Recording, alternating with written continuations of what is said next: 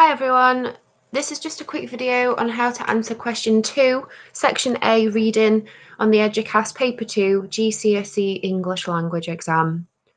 So once you've opened your question paper, you'll see that it'll say section A reading, and as I've highlighted there, it says read document 1 to answer the following questions. If you've just watched the previous video, I went through how to answer question 1. We're now on question 2.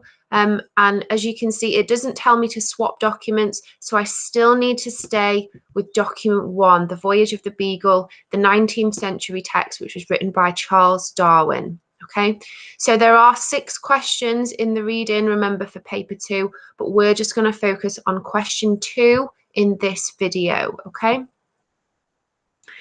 so question 2, how does Charles Darwin show his interest in the tortoises on Chatham Island? You can see it's worth 10 marks, so it gets pretty serious in question 2. We've gone from 3 marks in question 1 to 10 marks, so we've got to do a lot more work in this question, and we're going to need to spend a bit more time.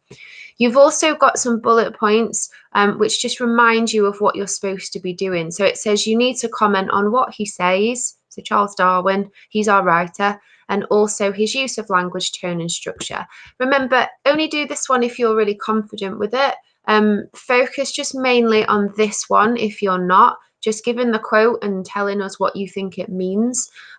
If you are confident with this one, remember, language can be anything. So it could be language techniques that you think are being used to emphasize his interest in the tortoises. Perhaps it's just key words that you think have connotations that help you infer. Maybe you think you could comment on the tone or the structure. It's entirely up to you. As I said, do whatever you feel confident with. The most important thing here is to make sure you are looking at the right document and that you are making a range of points supported by evidence. One of the things that came up in the paper 1 mock exam was that people were writing great ideas, but they weren't using quotes to support them. Remember, if you write a point, you always need a quote from the text to back it up, or you can't get the marks for that point. Okay, so there are no specified lines like paper 1 and paper 2, so we can actually find this evidence from anywhere in our document, which is actually quite a good thing because that means we've got lots and lots of material. So if we go back to the extract, so it's extracts from The Voyage of the Beagle by Charles Darwin. I'm not going to read the extract out because there is already a copy of somebody reading this on the classroom for you. So if you have a human reader or a screen reader, you might want to access that. The first thing I can see, though, when I landed at Chatham Island, I could not imagine what animal travelled so methodically along well-chosen tracks. Okay, this for me is the first thing that I'm going to highlight. I could not imagine. The reason that I'm highlighting that is because remember the question here, it says, how does Charles Darwin show his interest? How is he showing interest in the tortoises?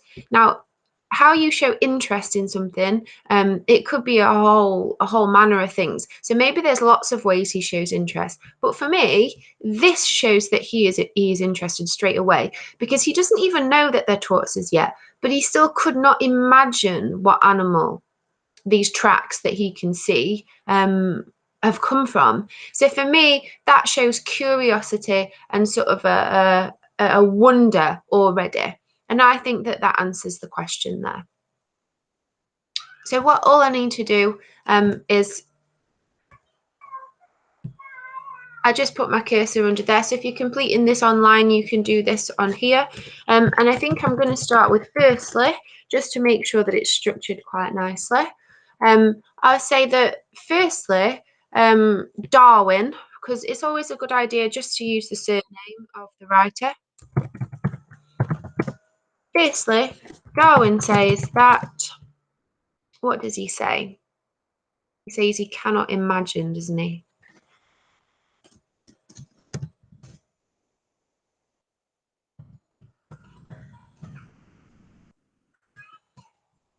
So we cannot imagine what animal has made these tracks?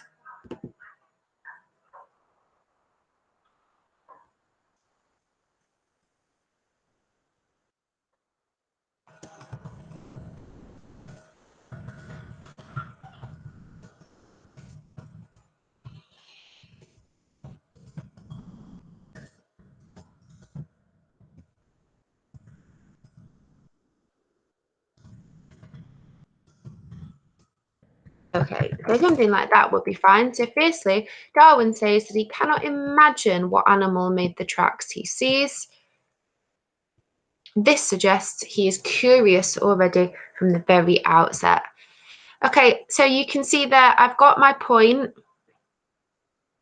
I think that he's curious right from the beginning about what animal has made the tracks, and the quote to support it, because he says he cannot imagine. Okay, so he's obviously, he wants to know why. So that would be my first point. My second point, I would start with secondly, and then I would go back to my document again. And remember, we are looking for things that show Charles Darwin is interested in the tortoises that he sees. Perhaps the fact that we looked at in question 1 could be something that you think works. They weighed at least 200 pounds. Why is he telling us that? Is he using that fact there because he's interested? What about the fact that he calls them majestic reptiles? Does that word majestic have any connotations that are maybe positive, that would show that he's interested in them? He also calls them prehistoric giants, and describes the surroundings there. So I think there's quite a few things you could maybe look at just in that first paragraph that could answer this question here. How does he show his interest in the tortoises on Chatham Island? Okay, so remember, this question is worth 10 marks.